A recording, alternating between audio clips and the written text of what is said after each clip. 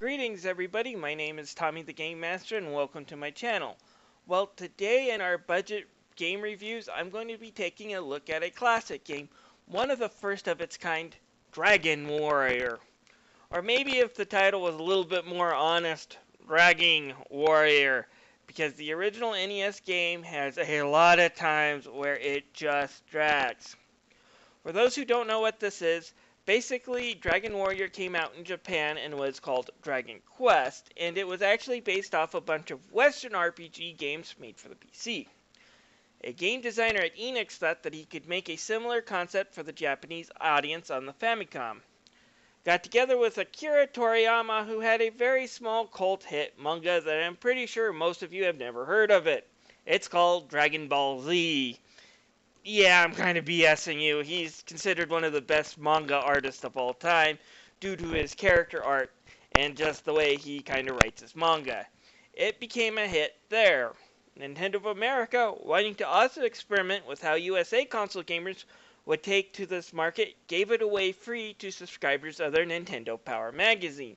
However, due to copyright problems at the time, the game had to be redubbed Dragon Warrior in the West, or as some people might now call it, Dragging Warrior, because as I said again, this game does drag on. Let's take a look at Enix's classic, Dragon Warrior. Long ago, the kingdom of Alfgard was saved by a knight named Edric and his magic balls of light. However, 6 months ago, the evil Dragon Lord and his minions broke into the castle and stole the magic balls of light and buried them into darkness. They also engaged in every 8-bit villain's vice of princess nabbing. Now it's up to the last descendant of Edric to go forth and defeat the Dragon Lord and save the princess. A hero who is brave, noble, and wise. I can't go downstairs without help. A man who is a blithering idiot who just got stuck with his job thanks to Ancestry.com. Despite an epic backstory, the plot doesn't really evolve beyond what you hear at the beginning of The Dragon Lord. As there is really no story, what you get is a bunch of cryptic clues as you play to find the next area. Not a lot of narration or plot happens in this game. If you ever heard Brental Floss's Dragon Warrior with lyrics music video, then you should know he pegged the gameplay in the original Dragon Warrior down to a T, especially its flaws. But I'm going to give it my best shot to give my opinion and description of the game. Okay, let's start with the aim of the game, which is killing the Dragon Lord and to get into the castle in order to do it. In order to do this, you're going to need to find some magical doodads. These include a sunstone, the rain staff, and Edric's token, which you're going to need to get a magical item that lets you create a bridge so you can get into the castle. You're also going to have to recover Edric's armor and sword, with the last one being hidden in the said castle, so you don't really have to worry about that one until the end. Oh, and although somewhat optional, freeing that princess is still kind of a helpful thing to do, especially if you're out to procure that token. You're free to do any of these items in any order you want, so which one should you go after first? The answer is none of them. The first half hour of the game is going to be spent grinding right outside of the castle to get enough gold and experience to survive to the next town, because the game will kill you really fast if you go into an area under armored or under level. In the next town you're going to grind some more to get enough level and enough gold to purchase enough equipment to survive to the next town, in which you will spend another couple of hours grinding so you can get good enough armor and a high enough level of experience to survive a poisonous swamp and journey through this tunnel. Then when you finally get to this town, there somewhere is a hidden shop which will sell you magic keys, which you will finally need in order to get into these dungeons. So you're probably saying, now I just have to point myself to the nearest dungeon to find the MacGuffin, and I say, nope.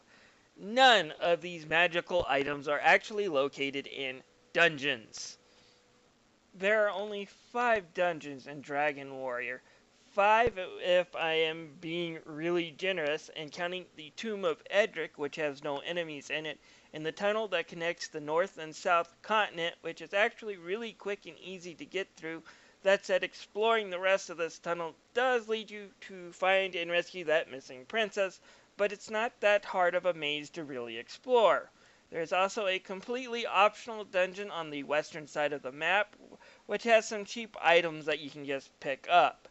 That means Dragon Warrior has in total just 2 dungeons for you to complete. The Tomb of Garland, in which you need to find a magical harp, which you will have to trade for one of those magical MacGuffins that you need to access the Dragon Lord's lair. And then, of course, Dragon Lord's Castle, which itself is a monstrous dungeon. So, what are you going to be doing for the rest of the time you're playing? Well, more of this, a lot of this. Yeah, this game requires you to grind like crazy. Oh, and trying to figure out where some of the cryptic clues that lead you to the magical doodads is also really hard. Having a guide for this game is essential if you ever want to complete it. As far as this game's main challenge goes, it's just having the patience to grind to the next level and get enough gold for the new armor and equipment. It does kill you really fast if you venture into the wrong area before you're ready. Luckily, you're never stripped of any EXP before you die. Just half of your gold is forfeit when you lose. Oh, and I haven't even gotten to how user-unfriendly this game is. There is only one area to save, and that is the King in Tennagel Castle, which means in order to properly save, you have to backtrack to the beginning every time. Fortunately, you will get a return spell later on, but that does little to dispute the fact that in order to save, you have to restart from the beginning of the castle every single fricking time. And then let's talk about having to open the menu to do everything. Talking to people, open the menu. Going through doors, open the menu. Even going up and down stairs requires you to open the menu. The stairs is the most unusual part because pretty much every game I have played, but this one, lets you access the stairs automatically just by touching them. Here you have to go through the menu. Don't worry, you will get used to it after a while, and accessing this menu becomes second nature.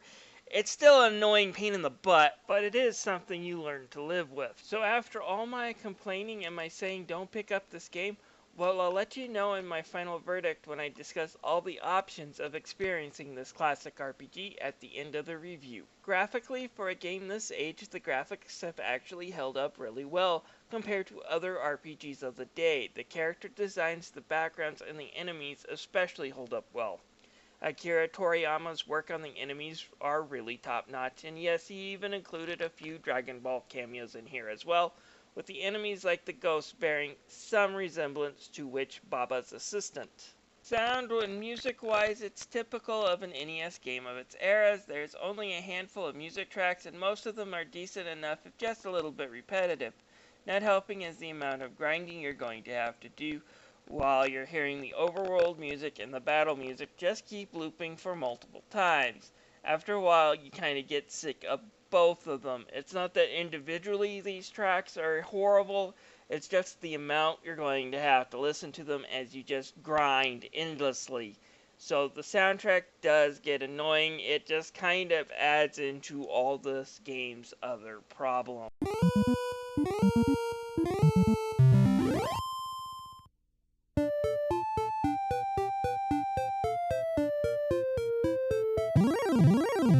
So, the main question is Dragon Warrior worth getting? Around eBay, it's $10 for the NES version, but I don't really recommend that one because there are 2 other versions that also really do a good job of representing the classic, but at the same time iron out a lot of its flaws.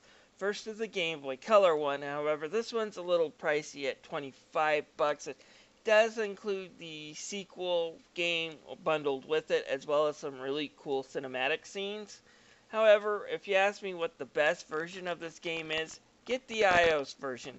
I don't have the adapter to really plug in my iPad into a video capture card, so you're going to have to settle with screenshots, but it's got the best graphics out of the group.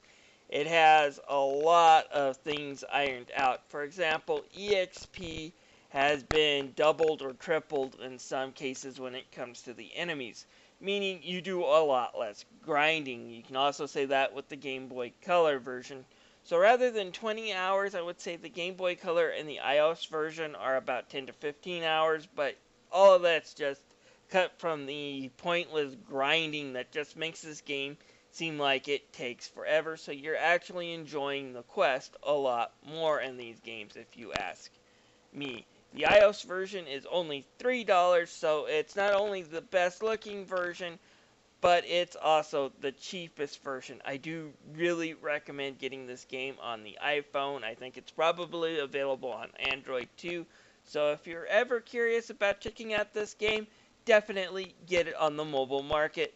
Don't worry about hunting down the NES version unless you're an absolute diehard collector. Anyways, this is Tommy the Game Master thanking you for watching. If you have any questions, feel free to leave them down below. Click on my face right there. It should hopefully appear. If you wish to subscribe, I would love to have you as a member of my community.